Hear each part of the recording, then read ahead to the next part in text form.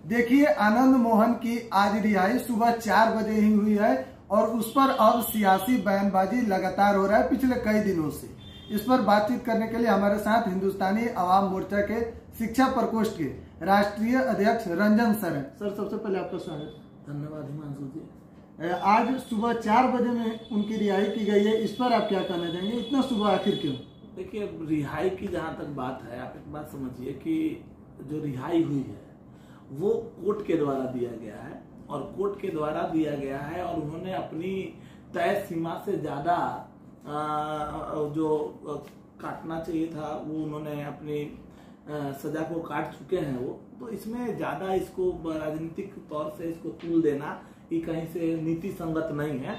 इसलिए हो सकता है सुबह, देखिए, जब एक बड़ा नेता होता है जिसकी अपनी एक अलग पहचान होती है तो उन लोगों का उनके प्रति समर्पण जायज होता है। तो भीड़ ज्यादा ना लगे, लोग ज्यादा वहां पे एकत्रित ना हो, सारी बातें सही से हो सके, इस पॉइंट ऑफ व्यू से सुबह छोड़ा गया होगा। तो इस चीज को भी लोग अगर दूसरे तरीके से सोचते हैं तो वो कहीं ना कहीं हास्यास्पद है। सर, सवाल इसलिए उठ रहा है क्योंकि 2012 में नीतीश कुमार ने ही एक कानून लाए थे और फिर ऐसा क्या जरूरत है कि 10 अप्रैल को कानून को संशोधन करके और आनंद मोहन को रिहा करने को मजबूर हुए? देखिए, कुछ कानूनी प्रक्रियाएं होती हैं और कुछ समय का डिमांड होता है, तो उस पर हम ज्यादा उसको हम लोग छेड़ना नहीं चाहेंगे। लेकिन हमारी जो सोच है, हमें जो लगता है, हमारा इसका नटसेल यही है कि जिस समय जिस चीज की आवश्यकता हुई सरकार को, तो सरकार ने उसको लागू किया और आज सरकार को लगा कि नहीं, इस कारण से कोई भी चीज आप अप्लाई करने जाइए तो उस समय उसका रिजल्ट आपको नहीं दिखता है, उसका दूरगामी प्रभाव पड़ता हुआ जब प्रतीक होता है तो सरकार को भी लगता है कि नहीं, इससे कहीं ना कहीं हमारे समाज के अच्छे लोग जो हैं वो कहीं ना कहीं उसके लिए इफेक्टेड हो सकते हैं, तो उस चीज को फिर से विड्रॉ किया जाता है। तो ये तो समय चक्र है, चलता रहता है, बातें आती हैं जाती हैं, घूमती फिरती रहती हैं। तो ये बहुत बड़ा चीज नहीं है। गवर्नमेंट ने इस चीज को विड्रॉ किया, जिस विड्रॉ करने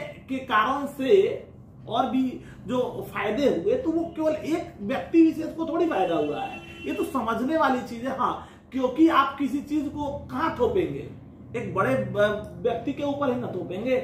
लेकिन उसमें आप सोचिए, इतने लोगों का रिहाई हुआ है, कोई कुछ नहीं बोल रहा। अरे, राजनीति करनी है तो उस पर कीजिए ना कि वो 23 लगभग मेरी जानकारी में 27 आदमी जो है उसमें रिहा हुए हैं। तो उन 27 को सोचिए, 27 के समूह को सोचिए, किस किस वर्ग के लोग हैं उनको सोचिए, तो आपको समझ में आएगा कि इस कानून के कारण से कितने लोग बंधे हुए थे। और इस कानून के हटने से, देखिए, आप कोई काम कर रहे हैं, आपने अगर कोई काम किया है तो उसमें मान लीजिए आपके ऊपर जो लगा आरोप लगा, उस आरोप के लिए आप सजा भी काट रहे हैं, लेकिन उस बीच में किए गए कामों को भी आप समीक्षा तो करेंगे ना।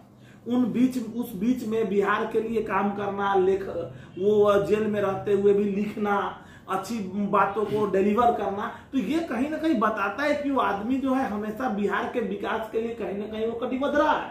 तो उस पे राजनीति नहीं करके उस चीज को ये करना चाहिए कि भाई आखिर जेल क्यों होता है। आप इस बात को समझिए, जेल क्या है? जेल एक जगह था, आज तो लोग उसका डेफिनेशन चेंज करते हैं। जेल एक ऐसा कारागार, एक ऐसा सिस्टम था जहां पे लोगों के मानसिक और शारीरिक जो कुसंगतियां रही हैं उसमें विकास हो सके और जो प्रॉब्लम उनके अंदर रहा उसको सॉर्ट आउट करके एक अच्छे व्यक्तित्व के रूप में उनको निखारने के लिए जेल की आवश्यकता पड़ी। तो जो इन बीच में उन्होंने काम किया वो सराहनीय था।